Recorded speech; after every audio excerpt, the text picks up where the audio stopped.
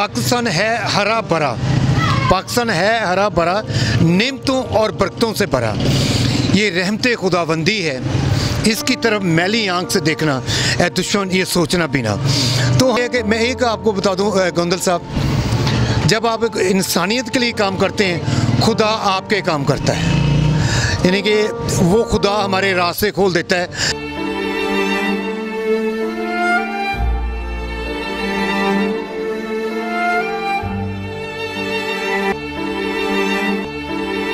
अस्सलामुअलैकुम नाज़रीन, मैं हूं आपके मेज़बान अनस गोंदल, आप देखें नया पाकिस्तान।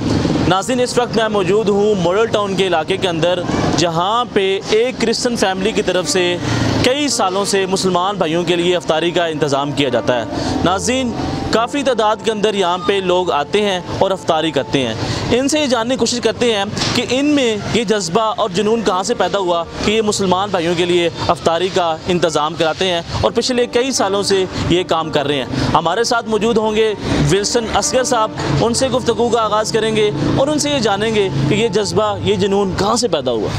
बहुत शुक्रिया आपका, आप यहाँ पे तशरीफ़ लाए, मैं आपका शुक्रिया अदा करता हूँ।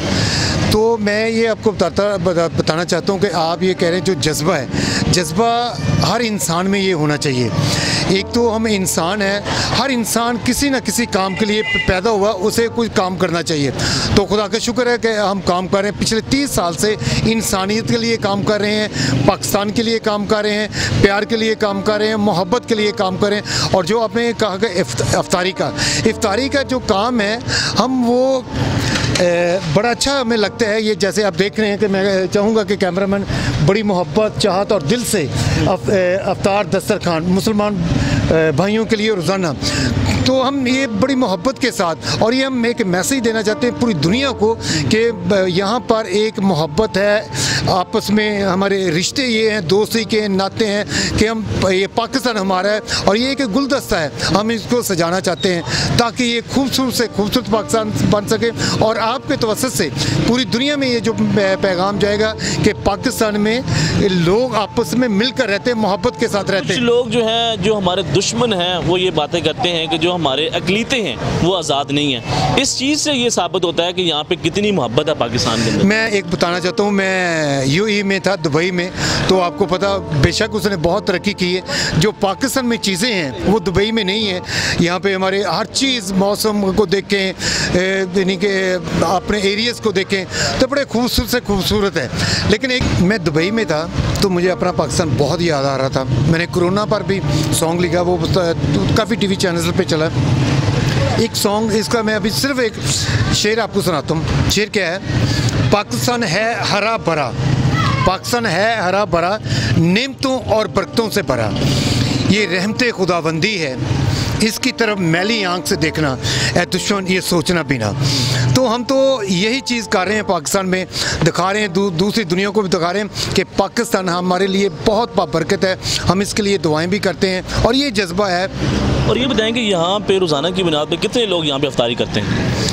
अफ्तारी का देखें, 20 भी आ जाते हैं, 30 भी आ जाते हैं, 40 भी आ जाते हैं, उनके मूड पर ही है जब होता है। लेकिन हम अपने पूरे दिल से, अपनी जान से हम उनके लिए तैयार करते हैं। तो यहाँ मुस्लिम भी आ जाते हैं, क्रिश्चियन भी आते हैं, खाते हैं, पीते हैं, हमारे लिए दुआएं करते हैं। और मैं चाहता हूँ कि कोई पूरे पाकिस्तान में ये काम बढ़े। अच्छा, ये बताएंगे इस काम के अंदर और कौन कौन से लोग जो हिस्सा लेते हैं? क्या इसकी इतना काम करने के लिए वसाइल कहाँ से आते हैं? हाँ, ये बड़ा टेक्निकल सवाल किया आपने। तो अभी मेरे बड़े कम दोस्त हैं जो हमारी मदद कर रहे हैं, उसमें कोई मुस्लिम है, कुछ क्रिश्चियन है, लेकिन बड़े मिनिमम है।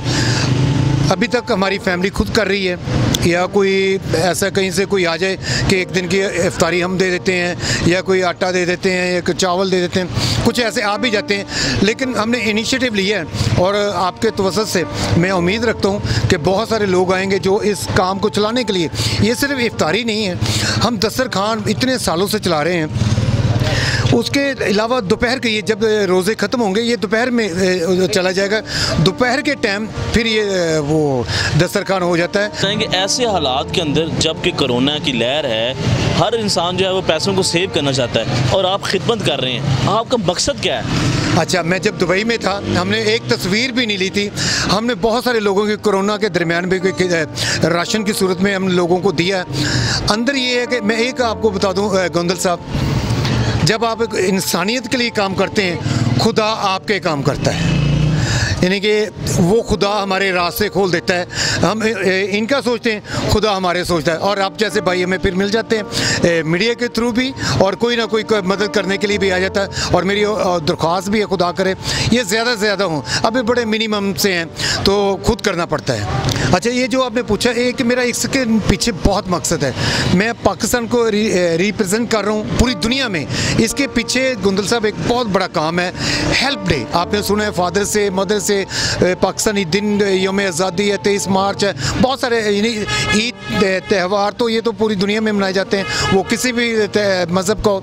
लेकिन जो एक दिन होता है वो सेलिब्रेट, मैंने पूरी दुनिया में, खुदा ने ये बरकत दी हमें, हेल्प डे पूरी दुनिया में हम इसको इंट्रोड्यूस करवा रहे हैं, जिसका दिन हमने रखा है 3 दिन रखे, जुम्मा, हफ्ता, इतवार, जून के सेकंड वीक में, दूसरे हफ्ते में। और इसका कराने का मकसद ये है कि बाहम हम एक दूसरे के मददगार हैं। जैसे आप हेल्प डे फाउंडेशन के लिए मददगार बनकर आए, आप मेरी मदद करें, आपका कैमरामैन आपका मददगार। हर इंसान अकेला कोई काम नहीं कर सकता, उसके लिए मददगार ज़रूर होता है। तो हम मददगार के लिए एक हेल्प डे, जिसका कोई फ़ायदा होगा पूरी दुनिया में। UNO में लेटर लिख रहे हैं, हेड्स ऑफ कंट्रीज़ को लेटर लिख रहे हैं, अपने प्राइम मिनिस्टर इमरान खान साहब को लेटर लिख रहे हैं, CMs को लिख रहे हैं, गवर्नर्स को लिख रहे हैं, यानी कैबिनेट में लिख रहे हैं। और मैं ईमान रखता हूँ बहुत जल्द ये पूरी दुनिया में हेल्प डे, आपकी तवज्जो से पूरी दुनिया में हेल्प डे रिकग्नाइज़ किया जाएगा, मनाया जाएगा। क्योंकि पाकिस्तान की तरफ से कोई दिन नहीं मनाया जाए, जो भी हम दिन मना रहे हैं वो बाहर से हैं, ये बाहर पाकिस्तान से पूरी दुनिया में जाएगा। मैडम, आप क्या कहना चाहेंगी? मैं भी इसी मुतफिक इनकी बातों में, यानी कि मेरी भी इनके साथ ही खिदमत है और मैं भी इनके साथ काम करती हूँ, यानी खाने में भी मदद करती हूँ और हर लिहाज से जो मेरा काम होता मैं भी उसी से ही मैं कर लेती हूँ। जी नाज़रीन, आपने गुफ्तगू सुनी है और इनका जो विजन है, इनका जो मकसद है वो बड़ा बेहतरीन है। ये मिल के जो है पाकिस्तान की खिदमत करना चाहते हैं। इससे ये एक पैगाम जाता है कि पाकिस्तान के अंदर जो अक़लीतें हैं वो महफूज हैं, एक दूसरे से लोग मोहब्बत करते हैं। अगर आपको मेरा कैमरामैन दिखा सके तो आप देख सकते हैं कि लोग यहाँ पे इफ्तार कर रहे हैं और रोज़ाना की बुनियाद पे काफ़ी मिक़दार के अंदर लोग आते हैं और अफ्तारी यहाँ से करते हैं। यही पाकिस्तान का जो पॉजिटिव फेस है और पाकिस्तान का रियल फेस है, और ऐसे लोगों की वजह से पाकिस्तान जो है वो आगे बढ़ेगा। तो नाज़रीन, देखते रहे नया पाकिस्तान। अल्लाह हाफ़िज़। असगर साहब, ये बताएं कि जब भी कोई इंसान अच्छा काम करता है तो उसमें मुश्किलात का सामना करना पड़ता है, और ऐसा भी होता है कि लोग उसके ख़िलाफ़ बातें भी करते हैं, तो आपको बातें सुननी पड़ती होंगी। अच्छा, ये बड़ा अच्छा आपने सवाल किया। ये नेगेटिव, मैं आपको बताऊं, नेगेटिव और पॉजिटिव लोग होते हैं। तो लोग नेगेटिव भी कमेंट्स करते हैं, पॉजिटिव भी करते हैं, तो मैं किसी की परवाह नहीं करता हूँ। पॉजिटिव है वो, उसको जो सीखने की वाली बात होती है असर लेता हूँ, देखता हूँ कि अच्छे बात।